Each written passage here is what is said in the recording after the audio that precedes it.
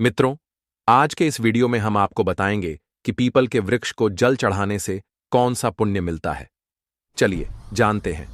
क्षीर सागर में लहरों के बीच में शेष नाग की शैया पर भगवान विष्णु सुकून से विराजमान थे। उनका नील वर्णी शरीर दिव्य आभा बिखेर रहा था। उनके समीप माता लक्ष्मी उनके चरणों को दबा रही थी। चारों ओर दिव्य प्रकाश की ख्याति बिखरी हुई थी और वातावरण में शांत संगीत की ध्वनि गूंज रही थी। इसी बीच एक पावन पथ से आकाश मार्ग से होते हुए वहां पर देवर्षि नारद जी आ पहुंचे। नारद जी के हाथ में उनकी दिव्य वीणा थी और उनके मुखमंडल पर हल्की चिंता की रेखाएं बिखरी हुई थीं। अब जब भगवान विष्णु ने नारद जी को अपने पास वैकुंठ धाम में आया हुआ देखा, तब वह मंद मुस्कान के साथ बोले, पधारो नारद, तुम्हारा वैकुंठ धाम में स्वागत है। ऐसा प्रतीत होता है कि आप किसी बात को लेकर चिंतित हैं। क्या बात है? क्या तुम्हारे भ्रमण में कोई अनहोनी घटना घटी है या कोई और बात है? तब देवर्षि नारद जी ने शीश झुकाकर भगवान विष्णु को प्रणाम किया और कहा, हे प्रभु, मैं अभी अभी पृथ्वीलोक से लौट कर आ रहा हूं। जब मैं पृथ्वीलोक का भ्रमण कर रहा था, तब मैंने एक अत्यंत विचित्र दृश्य देखा, जो मेरे मन में अभी भी चल रहा है। मैंने पृथ्वीलोक पर कुछ लोगों को पीपल के वृक्ष को काटते हुए देखा, जैसे उन्हें उस पीपल के महत्व का कोई ज्ञान ही ना हो। वहीं मैंने दूसरी ओर देखा कि कुछ तपस्वी मुनि और साधक उस वृक्ष की पूजा कर रहे थे। वे उस पीपल के वृक्ष की परिक्रमा करके और उस पर जल अर्पित कर मंत्र उच्चारण करते हुए हे भगवान आपकी स्तुति कर रहे थे। हे प्रभु, इस विरोधाभास को देखकर मेरे मन में जिज्ञासा उत्पन्न हुई। पीपल के वृक्ष का क्या रहस्य है? यह वृक्ष इतना पवित्र क्यों है कि कुछ लोग इसकी पूजा करते हैं और जिन्हें इसका ज्ञान नहीं है वे इसे काटने का पाप करते हैं। हे प्रभु, कृपा करके आप मुझे इसके महत्व के विषय में विस्तार से बताने का प्रयास करें, ताकि आपके द्वारा बताए गए इस ज्ञान को मैं को समस्त लोक में फैला सकूं। तब भगवान विष्णु जी के मुख पर एक कोमल मुस्कान खिल उठी। वे अपने मंद स्वर में बोले, हे देवर्षि नारद, तुम्हारा यह प्रश्न अत्यंत ही महत्वपूर्ण है। जो भी मनुष्य इस वृक्ष को साधारण समझकर उसे काट देते हैं, तो उन मनुष्यों को इस बात का संपूर्ण ज्ञान नहीं है। पीपल का वृक्ष कोई साधारण वृक्ष नहीं है। यह वृक्ष स्वयं मेरे स्वरूप का प्रतीक है। पीपल का वृक्ष न केवल देवताओं का निवास स्थान है, बल्कि इसकी पूजा से मनुष्यों के समस्त पापों का नाश हो जाता है और उन्हें मोक्ष की प्राप्ति होती है। हे देवर्षि नारद जी, मैं तुम्हें पीपल के वृक्ष के महत्व की एक महान कथा को सुनाता हूं, जो यह स्पष्ट करेगी कि क्यों यह वृक्ष पवित्र है और सभी मनुष्यों को इसकी पूजा क्यों करनी चाहिए। हे नारद, इस कथा का केवल वर्णन और श्रवण ही मनुष्य के लिए पुण्य फलदायी होता है। इसके साथ ही जो भी मनुष्य इस पावन कथा को श्रद्धा और भक्ति के साथ सुनता है या इस कथा को किसी अन्य को सुनाता है, उसे अनगिनत पुण्य प्राप्त होते हैं। जो व्यक्ति इस कथा का श्रवण करता है, उसके जन्म जन्मांतर के संक्षिप्त पाप नष्ट हो जाते हैं, चाहे उसने अपने अज्ञानवश कितना ही बड़ा पाप क्यों न किया हो। जो भी मनुष्य इस कथा का श्रवण करता है, उसे हर एक पापों से मुक्ति मिल जाती है। इस कथा को सुनने वाला मनुष्य अपने पितरों का आशीर्वाद पाता है। उसके पूर्वज उससे बहुत ही खुश हो जाते हैं और उसे सुख, समृद्धि और शांति का वरदान देते हैं। इसके फलस्वरूप पितरों के आरण समाप्त होते हैं और उनके मार्ग में आने वाली बाधाएं दूर हो जाती हैं। इस कथा को सुनने वाला व्यक्ति अपने घर से दुर्भाग्य, दरिद्रता और कष्टों को दूर करता है। उसके परिवार में सुख, समृद्धि और लक्ष्मी का वास होता है। उसका जीवन सदा मंगलमय रहता है। यदि किसी स्त्री पुरुष को संतान सुख की प्राप्ति में बाधा हो रही हो, तो वह इस कथा को श्रवण करके पीपल के वृक्ष की पूजा करें। उसे संतान सुख की प्राप्ति अवश्य होती है। अब भगवान विष्णु की इतनी बात सुनने के बाद नारद जी के मन में वह कथा सुनाने की जिज्ञासा जाग उठी। अब वह भगवान श्री हरि विष्णु जी से बोले, हे प्रभु, मैं ध्यानपूर्वक सुन रहा हूं, कृपया आप इस कथा का वर्णन कीजिए। इधर अब भगवान विष्णु ने कहा, हे देवर्षि नारद जी, मैं आपको अब कथा सुनाता हूं। पूर्व काल की बात है। एक गांव में एक अत्यंत गरीब व्यक्ति रहता था, जिसका नाम श्याम था। श्याम बड़ा ही ईमानदार और परिश्रमी था, लेकिन उसका जीवन अत्यंत कठिनाइयों से भरा हुआ था। वह अपने जीवन के निर्वाह के लिए जंगल से लकड़ियां काटकर उन्हें बेचता और जैसे तैसे अपने परिवार का भरण पोषण करता था। श्याम का परिवार काफी बड़ा था। बूढ़े माता पिता, उसकी पत्नी और 3 छोटे छोटे बच्चे थे। श्याम दिन रात मेहनत करता, फिर भी उसके परिवार के लिए पर्याप्त भोजन जुटाना मुश्किल हो जाता था। गरीबी के कारण ही उसके घर में किसी भी प्रकार का धार्मिक कार्य नहीं होता था और ना ही देवताओं की पूजा अर्चना होती थी। इस वजह से ही श्याम को शास्त्रों और धार्मिक महत्व के विषय में कुछ भी ज्ञान नहीं था। एक दिन श्याम हाथ में कुल्हाड़ी को लेकर जंगल की ओर निकल पड़ता है। वह सुबह से ही जंगल के एक एक कोने में घूमता रहा, लेकिन उसे लकड़ियां तो दूर की बात है, उसे एक भी सूखा पेड़ नहीं मिला। अब श्याम की थकान बढ़ती जा रही थी और सूर्य अपनी मध्य अवस्था में चमक रहा था। अब तो श्याम को चिंता सताने लगी कि यदि वह आज लकड़ियां नहीं ले गया, तब तो घर में चूल्हा ही नहीं जलेगा। इतना सोचकर भूख और प्यास से व्याकुल होकर वह उसी जंगल में और आगे बढ़कर जाने लगा। वह जंगल के जिस भाग में जा रहा था, जंगल का वह भाग अत्यंत भयानक था। ऊंचे ऊंचे वृक्ष, घनी बेलें और झाड़ियों ने सूरज की रोशनी तक को धरती पर आने से रोक रखा था। जगह जगह सर्प, बिच्छू और अन्य हिंसक जीवों के खतरे भी दिखाई देते थे, परंतु श्याम की विवशता उसे वहां तक खींच ले गई। वहां पहुंचकर बहुत देर तक भटकने के बाद अचानक उसकी नजर एक विशाल वृक्ष पर पड़ी। वह वृक्ष अपने चारों ओर एक अजीब सी आभा को बिखेरे हुए था। वह पेड़ काफी ऊंचा था, उसकी शाखाएं मानो आसमान को छू रही हो। उस वृक्ष की जड़ों ने धरती को गहराई से बांध रखे हुए थी, क्योंकि यह एक पीपल का वृक्ष था। श्याम ने मन ही मन सोचा, अरे वाह, कितना बड़ा और मजबूत वृक्ष है। यदि मैं इसकी कुछ टहनियां काट लूं तो आज का काम बन जाएगा। फिर उसने कुल्हाड़ी को मजबूती से थामा और वृक्ष के पास पहुंच गया। वृक्ष के नीचे खड़े होकर उसने एक क्षण के लिए इधर उधर देखा और कुल्हाड़ी को ऊपर उठा लिया। जैसे ही वह कुल्हाड़ी से वृक्ष पर आघात करने वाला था, तभी वहां पर एक भयंकर आवाज गूंज उठी, जो किसी स्त्री जैसी प्रतीत हो रही थी। वह आवाज कह रही थी कि हे मनुष्य, ठहरो, तुम यह क्या अनर्थ करने जा रहे हो। तब श्याम ने चौंक कर इधर उधर देखा तो वह सन्न रह गया, क्योंकि वहां पर कोई दिखाई नहीं दे रहा था। अब कुछ ही क्षण में वृक्ष के तने के पास से एक भयानक काले रंग का सर्प प्रकट हुआ। उस सर्प की आंखें चमक रही थीं, मानो उनमें अग्नि की ज्वालाएं जल रही हों। जब श्याम ने उस सर्प को देखा तो वह भयभीत होकर पीछे हट गया। सर्प धीरे धीरे उसके सामने आकार, एक दूसरा रूप लेने लगा। कुछ ही देर में वह सर्प नहीं बल्कि एक सुंदर स्त्री का स्वरूप धारण कर चुका था, और वह कोई साधारण स्त्री नहीं थी, बल्कि एक नाग कन्या थी। उसका चेहरा तेजस्वी था और उसकी आंखों में अपार रहस्य झलक रहा था। फिर उस नाग कन्या ने गंभीर स्वर में श्याम से कहा, हे मनुष्य, तुम यह पवित्र पीपल का वृक्ष काटने जा रहे थे। क्या तुम्हें इसका ज्ञान नहीं कि पीपल के वृक्ष में बहुत से देवी देवताओं का वास होता है? इसे काटने से तुम्हें बहुत बड़ा पाप लगेगा।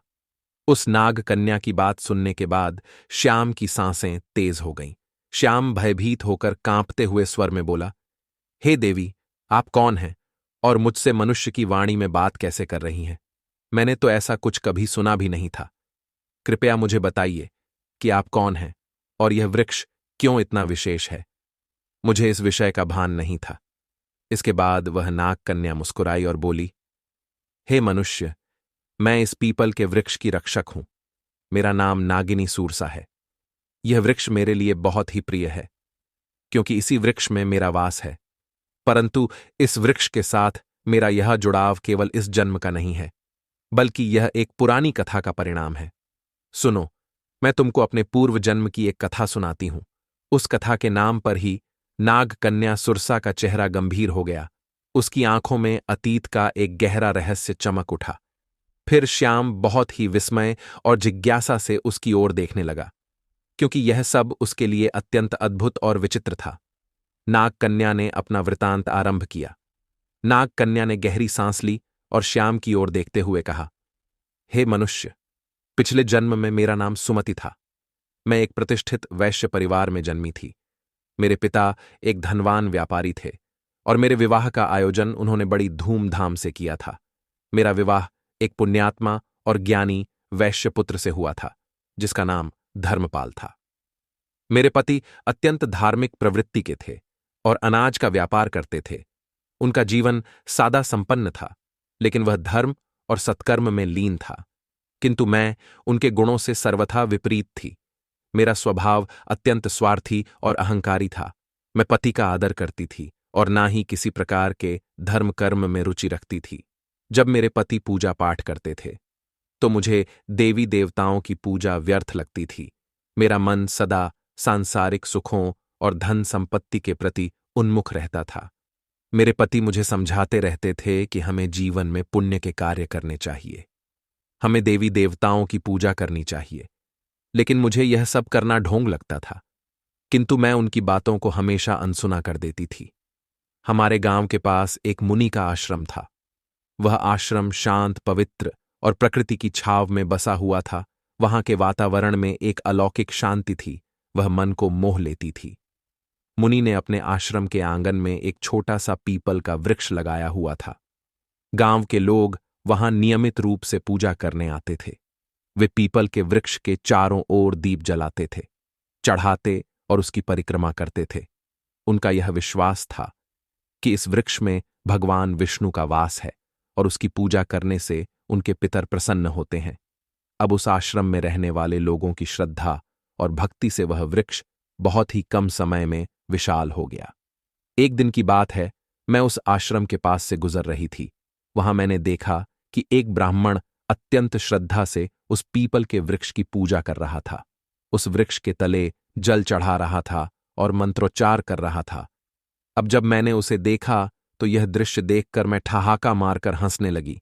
मैंने मूर्खों की भांति कटु स्वर में कहा, अरे ब्राह्मण देवता, तुम मूर्खों की तरह इस वृक्ष की पूजा क्यों कर रहे हो? यह तो केवल एक पेड़ है ना, फल देता है ना फूल। क्या यह पेड़ किसी के भी काम आता है? यह व्यर्थ का ढोंग है, तुम्हारी पूजा का कोई लाभ नहीं है। जब मैंने इतना कहा तो मेरे शब्द सुनकर वह ब्राह्मण अत्यंत शांत भाव से मेरी ओर देखता रहा। फिर वह गंभीर स्वर में बोला, हे देवी, तुम्हारा अज्ञान ही तुम्हारे इस व्यवहार का कारण है। क्या तुम्हें झांत नहीं है कि यह पीपल का वृक्ष मात्र एक साधारण वृक्ष नहीं है? इस वृक्ष में स्वयं भगवान विष्णु का वास होता है। यह वृक्ष जीवित है और अत्यंत पवित्र है। इसकी पूजा करने से भगवान विष्णु बहुत ही प्रसन्न होते हैं। इसके तले जल चढ़ाने से पितरों का आशीर्वाद प्राप्त होता है। अनेक जन्मों के पाप इस वृक्ष की पूजा से समाप्त हो जाते हैं। यह वृक्ष मानव जीवन के लिए वरदान स्वरूप है। जब मैंने उस ब्राह्मण की बातों को सुना तो उसने मेरे अहंकार को और भड़का दिया। मैंने कटु शब्दों में उसका और उस वृक्ष का उपहास किया। मैं क्रोध में आकर उस वृक्ष के पास पहुंची और व्यंग्यपूर्ण स्वर में कहा, देखते हैं तुम्हारा यह वृक्ष कितना महान है। यह कहकर मैंने आवेश में आकर पीपल के वृक्ष को अपने पैर से मार दिया। अब जैसे ही मेरी लात उस वृक्ष को लगी, उसी क्षण एक विचित्र घटना घटी।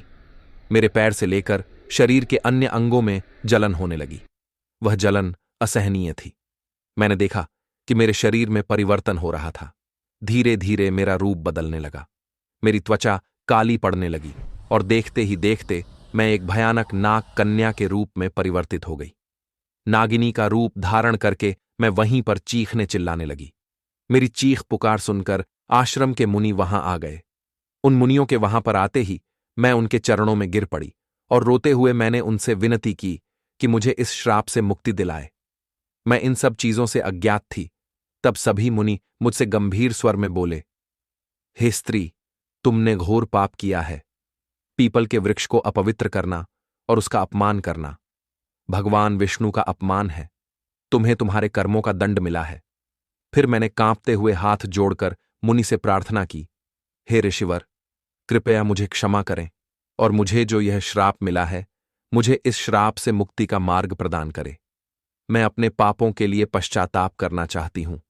उस मुनि ने गंभीर स्वर में कहा, हे पापिनी, तुम्हें इस श्राप से मुक्त होने के लिए 100 वर्षों तक इस पीपल के वृक्ष पर निवास करना होगा और इसकी रक्षा करनी होगी। जब 100 वर्ष पूर्ण हो जाएंगे तब तुम्हारे पति यहां आएंगे और इस वृक्ष पर जल अर्पित करेंगे। उसी दिन तुम्हें इस श्राप से मुक्ति मिलेगी। इतना कहकर मुनि वहां से चले गए। तब से मैं इसी वृक्ष पर वास कर रही हूं। यह वृक्ष दिनों दिन बढ़ता गया और मैं दिन रात इसकी रक्षा करती हूं ताकि कोई इसे हानि ना पहुंचा सके। आज मेरे 100 वर्ष पूरे हो चुके हैं। मैं प्रतीक्षा कर रही हूं कि मेरे पति धर्मपाल यहां आए और इस वृक्ष पर जल अर्पित करें, तभी मुझे इस सर्प की योनि से मुक्ति मिलेगी। यह कहते हुए नागकन्या की आंखों में आंसू आ गए। उसकी आवाज में पीड़ा और पश्चाताप स्पष्ट झलक रही थी। अब तो श्याम यह सब सुनकर अवाक रह गया। वह समझ नहीं पा रहा था कि जो कुछ उसने सुना है वह सपना था या सच्चाई। उसके हृदय में भय और श्रद्धा का संचार हो रहा था। नागकन्या की करुणामय कथा सुनकर श्याम स्तब्ध रह गया। उसकी आंखों में आश्चर्य और अविश्वास के भाव तैरने लगे। उसे यह बात समझ में नहीं आ रही थी कि वह स्वयं इस घटना से किस प्रकार जुड़ा हुआ था। तभी एक दिव्य तेज से आश्रम के मुनि वहां पर प्रकट हुए। उनका स्वर गंभीर और आशीर्वाद से भरा हुआ था। मुनि ने श्याम की ओर देखते हुए कहा, हे श्याम, यह सब तुम्हारे पूर्व जन्म के कर्मों का ही परिणाम है। क्या तुम जानना चाहते हो कि तुम इस नाग कन्या के जीवन में क्या स्थान रखते हो? श्याम ने विस्मय से मुनि की ओर देखा और कांपते हुए स्वर में कहा, हे अर्शिवर, कृपया मुझ पर कृपा करें और मेरे पूर्व जन्म के रहस्य का ज्ञान देकर मुझे इस शंका से मुक्त करें। यह सब हो क्या रहा है? मैं इस नाग कन्या के साथ किस प्रकार जुड़ा हूं? तब उन मुनियों ने अपनी आंखें बंद कीं और उनके मुख पर एक गंभीर आभा उभरी। फिर उन्होंने कहना आरंभ किया, हे श्याम, सुनो, तुम्हारे पूर्व जन्म की कथा। इस नाग कन्या जिसका नाम सुमति है, इसके पति तुम ही थे। उस जन्म में तुम धर्मपाल नामक एक पुण्यात्मा व्यापारी थे। तुमने सुमति से विवाह किया था। तुमने सुमति जीवन संवारने का हर संभव प्रयास किया। तुम एक धर्मनिष्ठ और सत्यवादी व्यक्ति थे। तुमने सुमति को सदाचार के मार्ग पर लाने के लिए अनेक प्रयास किए, किंतु वह तुम्हारे प्रयासों की उपेक्षा करती रही। श्याम ने आश्चर्य और अविश्वास के साथ कहा, क्या मैं इस नागकन्या का पति था? मुनि ने मुस्कुराते हुए कहा, श्याम, सुमति ने अपने अहंकार और अज्ञान के कारण पीपल के वृक्ष का अपमान किया था, जिसके कारण उसे सर्प योनि का श्राप मिला।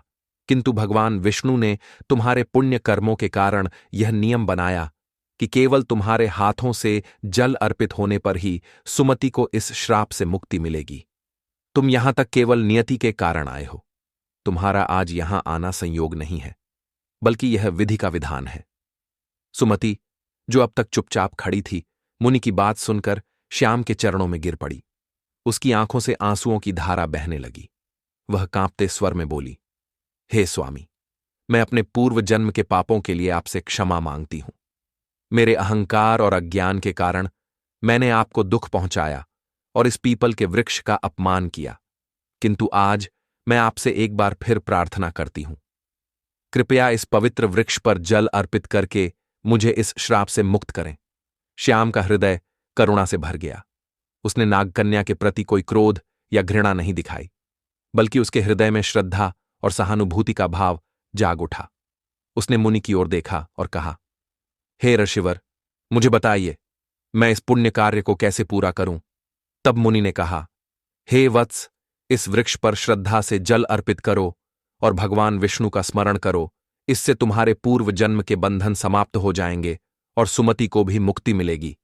श्याम ने पास ही रखे कलश से जल भरा वह पीपल वृक्ष के सामने खड़ा हुआ और अपने मन में भगवान विष्णु का ध्यान करते हुए जल अर्पित करने लगा।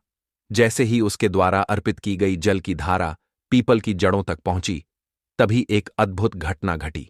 पीपल वृक्ष के नीचे एक दिव्य प्रकाश फैला और नागकन्या का सर्प रूप धीरे धीरे नष्ट होने लगा। उसी के स्थान पर एक सुंदर तेजस्वी स्त्री प्रकट हुई। उसका चेहरा चमक रहा था, मानो वह स्वयं एक देवी हो। सुमति ने हाथ जोड़कर श्याम और मुनि को प्रणाम किया। सुमति ने कहा, हे स्वामी, आपके पुण्य और भगवान विष्णु की कृपा से मुझे आज इस अभिशाप से मुक्ति मिली है। मैं आपके प्रति कृतज्ञ हूं।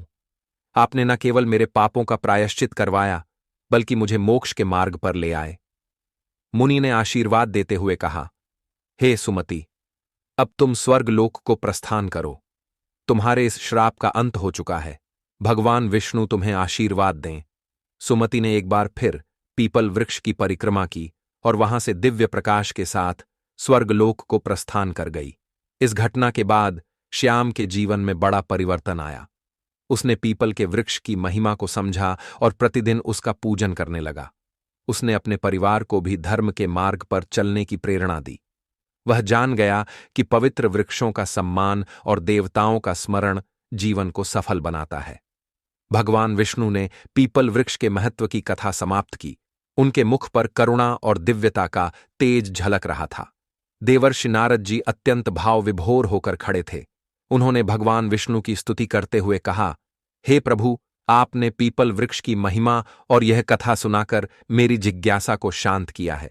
मैं यह कथा सुनकर धन्य हो गया हूँ। इस कथा से यह स्पष्ट हुआ कि मनुष्य अपने अज्ञान और अहंकार के कारण ही पाप के मार्ग पर चलता है, किंतु आपकी कृपा से ही उसका उद्धार संभव है। यह वृक्ष न केवल पवित्र है बल्कि स्वयं आपका दिव्य स्वरूप है। भगवान विष्णु मुस्कुराते हुए बोले, हे नारद, यह सत्य है। पीपल का वृक्ष सृष्टि का जीवन है। इसकी जड़ में मैं स्वयं निवास करता हूं। तने में भगवान शिव का वास है और शाखाओं में ब्रह्मा का वास है। इस वृक्ष की पूजा करने से मनुष्यों को त्रिदेव का आशीर्वाद प्राप्त करता है। जो भी इस कथा को श्रद्धा भाव से सुनेगा और सुनाएगा अथवा पीपल के वृक्ष की पूजा करेगा, उसे मेरे परम धाम की प्राप्ति होगी।